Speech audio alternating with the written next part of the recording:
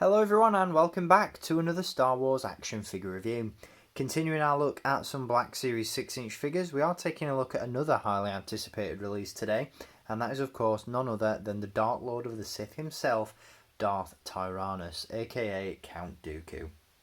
This is a phenomenal figure. Once again, as I mentioned, a highly anticipated release. We've been asking for Count Dooku in the Black Series 6-inch line for quite a while now, and with the addition of the photoreal face printing technology, I've got to say I'm really happy that Hasbro decided to release this figure now, as opposed to earlier in the line when their facial sculpts were still a little bit patchy at best. The likeness of this figure is, for me at least, one of the selling points of the figure, and we'll talk about that later on in this review. But before we jump into it, as always, there is a link down below in the video description where you can purchase this figure for yourself if you want to add him to your collection. And right off the bat, I highly recommend that you do so, especially if you're a fan of the prequels. This is an absolute must-have for the collection. The link in the description will take you to staractionfigures.co.uk, and at the time of filming this review, he is still in stock and available to buy, so don't miss out, grab him while you can. He is a great addition to the collection. So before we jump into this review, as always, we are going to take a look at the packaging that he comes in, and once again we do get standard Black Series packaging for Dooku. As you can see down in the bottom corner, you've got that really nicely illustrated image of Dooku himself, once again designed by Gregory Titus, a beautiful illustration and a great homage to the late great Christopher Lee. On the side of the box, this figure is of course, as you can see, number 107 in the Black Series line. And then on the back you've got that image of Dooku once again, accompanied by a brief description of the character. So standard stuff in terms of packaging, nothing we haven't already seen, although once again those illustrations really do make this packaging pop. So there we go, that is packaging. Now let's take a look at the figure itself, and once again this is a great one. I am really happy that I was able to add this figure to my collection, and he does not disappoint. As I mentioned, since Hasbro have been utilising their photoreal face printing technology, they've just been knocking figures out of the park left, right and centre, and Dooku is no exception. This guy looks just like he jumped off the screen from Attack of the Clones or Revenge of the Sith. Just an absolutely stunning figure. The likeness, as I mentioned, is the selling point for this one for me, and the likeness is just really well done. Obviously a sculpt can make or break a figure, but it's those pin and facial details that really make these stand out, and this one is just really well done. As I said, just a great likeness, really captures Christopher Lee and Count Dooku perfectly in action figure form. What I really like about this is the fact that you've got all those highlights and different shades in the beard and in the hair. Just a really nicely done sculpt. You've got the wrinkles in the face. It just looks stunning. And as I said, just like Christopher Lee or Count Dooku jumped off the screen and onto our toy shelves. So kudos to Hasbro for their efforts with this one. This one is really well done. Definitely one of the highlights of the photoreal era when it comes to the Black Series. That's not to say that the rest of the figure is not very nice as well. As you can see, he does come with this beautiful soft goods cape, which is really nicely done. It's a nice thin flowing material, needs a little bit of an iron obviously from where it's been creased up in the packaging. I'll get around to that at some point, but yeah, it just drapes beautifully over the shoulders of the figure. It's the correct shade, looks stunning, very regal in its appearance, and you've got that two-tone colour to it as well. Obviously it's darker on the outside, lighter on the inside, which is a really nice touch. And you do have that clasp across the chest, which fastens the cape at either side. Now the cape can be removed and the clasp just pops out of two holes on Dooku's chest, but I'm not going to do that for the purposes of time in this review. It's very fiddly and there's no real rhyme or reason to want to do that. Obviously Dooku always wears his cape in the movies, so you've got really no need to take the cape off unless you're of course going to modify it in some way or whatever. But as I said, I'm really impressed with how this one came out. I think it looks fantastic, and the cape really does add to that.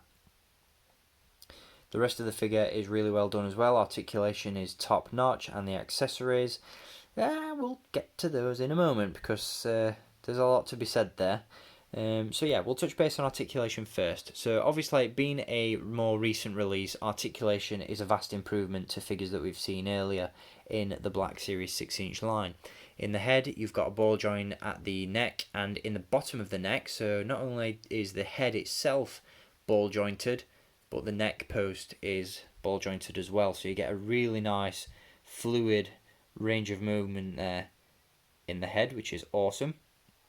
He does have butterfly joints at the shoulders, as you can see. So again, there's a great range of movement there. You've got the butterfly joint and then of course the hinge. So you can really get him in some great poses. And this is really good in the sense that you can get Dooku to hold the lightsaber with both hands and it looks natural. It doesn't look too forced, which is really, really good. You've got single hinges at the elbows and hinges at the wrist. A nice fluid ball joint at the torso.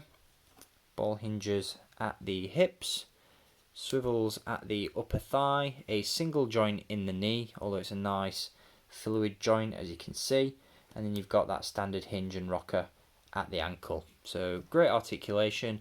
The single joints in the knees are a little bit disappointing, but they're not hindered too much. You still get a nice range of movement out of those, and the outfit is nicely sculpted in the sense that it hides the articulation point in the creases and folds on the pants, so that's really good as well.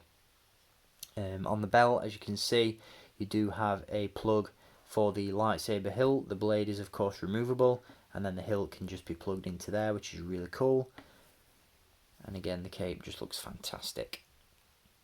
Now, as it pertains to accessories, he doesn't come with as many as I would have liked, and that's the only area in which this figure falls a little bit short, and that's the accessories department.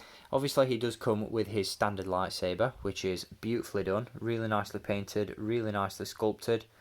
As you can see, you've got those silver and black highlights on there, and then the blade is a nice, vibrant red colour. However, one accessory I would have liked to have seen included with this figure is the addition of a lightning hand. So obviously, if you guys have picked up the Emperor Palpatine with the throne, you'll know that that figure comes with interchangeable hands, some that have lightning attached, and that would have been a great addition to this figure. Obviously, Dooku uses lightning in Attack of the Clones against Anakin and Obi-Wan and later Yoda. So that would have been a really, really nice accessory addition, or maybe some Death Star plans or something like that.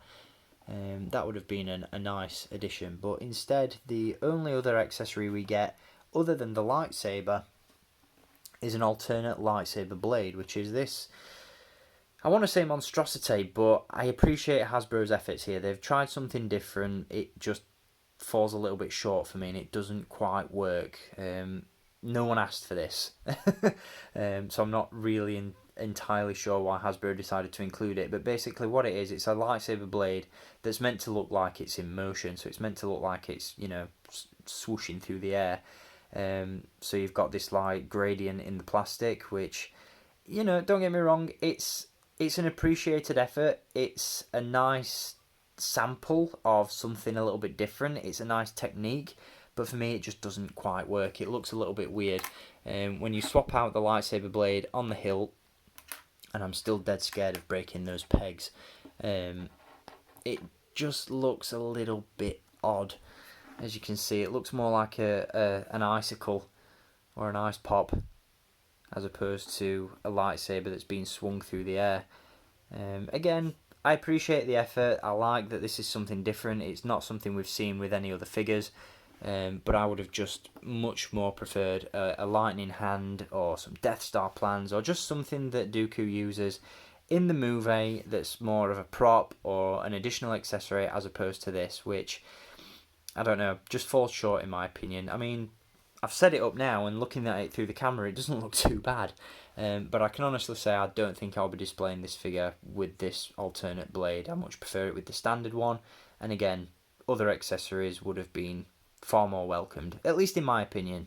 Let me know whether you guys like this or not. But that is essentially going to do it for this figure. Again, very, very nice addition to the Black Series line. I'm really happy that we finally have a Count Dooku in the 6-inch scale, and I'm really glad that Hasbro are finally showing some love to the prequel trilogy. And again, this is a very very nice figure. So thank you for tuning in. I will be back with some more reviews very soon. As always, thank you for watching, keep collecting, and until next time, may the Force be with you.